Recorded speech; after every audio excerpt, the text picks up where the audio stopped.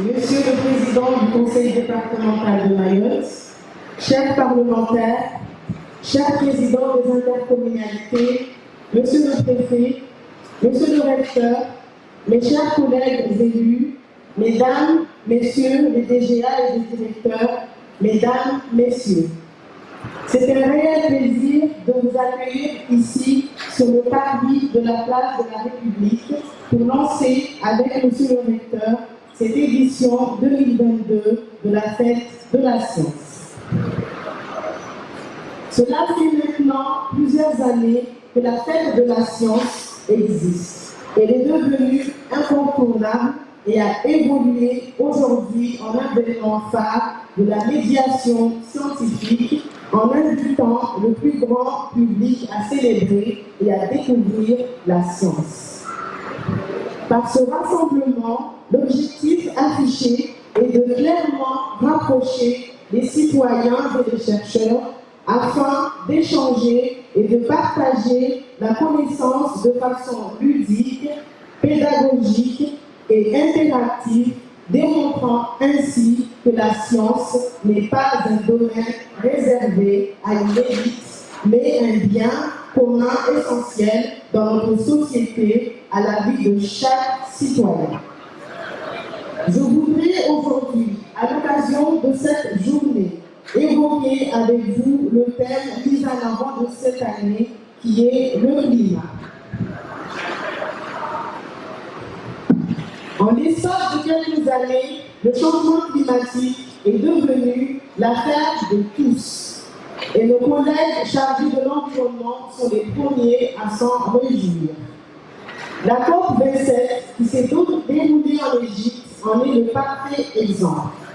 Le monde se rassemble maintenant pour évoquer ce sujet qui est devenu incontournable pour l'avenir de l'humanité.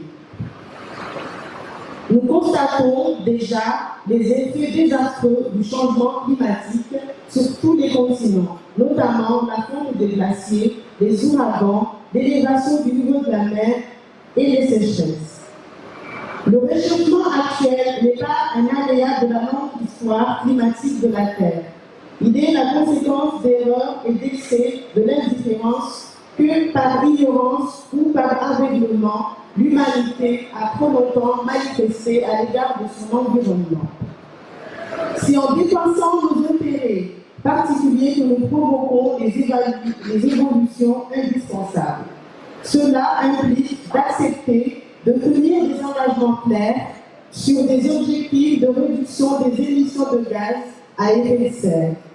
Je voudrais enfin dire un mot d'une problématique trop souvent négligée et pourtant directement liée à l'évolution du climat, à savoir la situation des océans.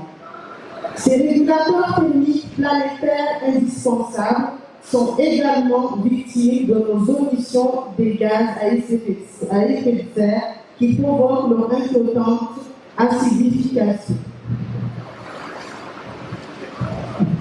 Pour mieux les protéger, nous devons coopérer plus largement, que ce soit pour l'ouverture des négociations en vue de la gestion durable de la haute mer ou par l'adoption d'un objectif de développement durable pour l'océan mondial. Mesdames et messieurs, finalement, permettez-moi de vous dire aussi que notre défi environnementaux et climatiques et leurs conséquences ne doivent pas être réduites seulement au sujet du changement climatique. Cette journée est l'occasion pour les chercheurs de discuter, de définir et de proposer au grand public les grandes orientations de sa politique en matière de recherche scientifique, entre autres les recommandations qui pourront être utilisées pour ralentir cette catastrophe. Les scientifiques et les chercheurs sont la clé de notre salut. Leur implication à toujours rechercher et à toujours découvrir en fait un moyen non négligeable pour réussir à se délier de cette problématique.